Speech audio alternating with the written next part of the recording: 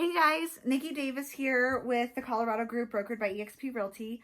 Now that we've gone through the showing process and we've toured a couple homes, I want to talk to you guys about contracts and the importance of them. So just full disclosure, this video is going to be longer than 3 minutes, but it's really vital information so that you guys understand the next step in the home buying process and what the actual contract consists of before we ever get to that point of writing one. It's usually the point in the real estate process that buyers in particular and sellers on the other side have their own set of concerns, but buyers in particular are super excited and then they get really nervous and then we all panic and say, oh my gosh, buyer's remorse. So we just kind of want to explain this to you prior to this happening so that you can be best informed before you ever go to make an offer. So what's going to happen is we are going to need to make sure that we know how you want to take title. So there's a couple things that are going to come into play here. One is going to be your legal name. We do recommend you using a middle initial. It does help with fraud or misinformation later in the transaction, or even when you go to sell the property in the future. So we'll need your first name, last name, middle name, exactly as you want it to appear on title. And then we also need to know how you would like to take title. So there's a couple different things that you're going to see in the contract to buy and sell.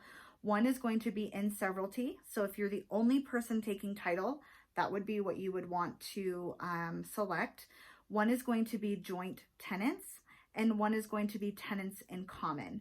So joint tenants and tenants in common have a little bit different flavor going on with it. So tenants in common and joint tenants separate.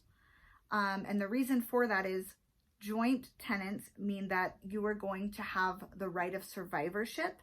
So if you take title as two people or more than two people, what's going to happen is the ownership of that property upon someone's unfortunate passing is automatically going to be deeded to that person's, the next person on the title, or multiple people on the title split even ways, without having to go through probate. So the court is not going to come in and try to take you guys to court and make you figure that out later. Now, tenants in common mean that you're both on title, but you're not giving the right of survivorship to that other party. So definitely things to think about before you actually get to that point, because you're going to be taking in a lot of information when you actually go to make an offer. So just things to discuss with your loved ones or your friend or whoever you might be buying this house with, or just yourself. Just good information to have. So you're actually buying a property description. You're not buying an address. So you're going to see that listed in the contract to buy or sell, and it's the legal description that you would generally find in the local county assessor's office. That's just how real estate runs. You're buying real property, and it's denoted by that, not by the physical address.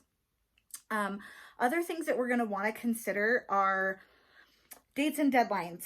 So you're going to have a lot of dates and deadlines. You're going to see a title deadline.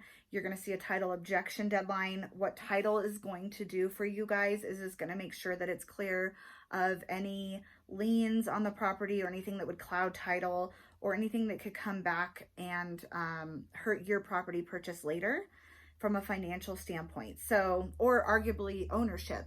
So title is going to pull the record of the title from as far back as they can go, and they're actually going to ensure that for the seller, but to you as the buyer. So those are the first few dates that you're going to see.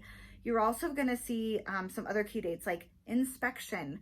Inspection is going to be key here for making sure that the property is in good working condition and that there's no major issues or defects with the property that you would like to address before moving forward.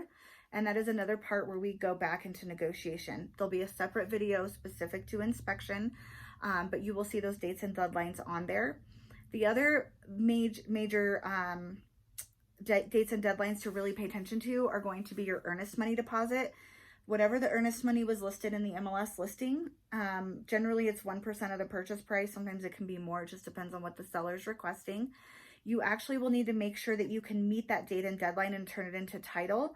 Otherwise, the contract becomes void and you could actually lose your earnest money. So we'll go over all that with you in detail when we get to that point, but just be aware that you will need to have a personal check or a certified funds check from your bank to be able to take to the title company of the seller's choice within usually 72 hours of the contract being accepted. We're also going to talk about appraisal. There will be a time for appraisal deadline, and the appraiser, typically from the date of the deadline or the date that it's ordered, they have 7 days to go and inspect the property and get their report back, and you will be able to object. So if the property does not appraise for whatever reason, we will talk about that in another video as well. But just know that that is another big deadline on there, really pertinent to you, which is why we set you up for success in the very beginning. Is you're going to see a lot of loan deadlines. So you guys should have already had your pre-approval. You should have already had your credit checked. You should already have all of those dates and deadlines met, because it makes your offer stronger when you go to actually submit your offer to the seller. After we move beyond the dates and deadlines, you guys are going to get to the pricing piece. And this is where we're going to talk about what price would you like to offer for the property based on comps in the area. So we would have done that research for you prior to making your offer to let you know what we feel is fair, would possibly be accepted from the seller, and also make sure that it would meet an appraised value so that you don't have any hangups later. You're also going to want to think about concessions. So concessions could be, I would like to ask the seller for $5,000 to closing costs, or I don't want any concessions because I love this house so much and I know the market's really competitive that I'm willing to put some more skin in the game and not worry about that. Those are all details that we're going to go over with you at the time of writing the contract, specific to each property, because each scenario might be a little bit different. And we're going to take the advice of your financial advisor lender, Crystal Stearns, in that process too. Then you're going to see things like personal property, garage remotes, anything that you would want in that real estate transaction does need to be in writing. Nothing in real estate is verbal, you guys. It only counts if it's in the contract or it's been put in writing and signed by all parties. So we will go through the contract with you line by line, and then you'll typically have a time frame in which you will want the seller to either accept, counter, or deny your offer altogether. So we look forward to helping you write that offer. We are going to send you over a sample contract. Actually, you can connect to it in that link below on the actual body of the email.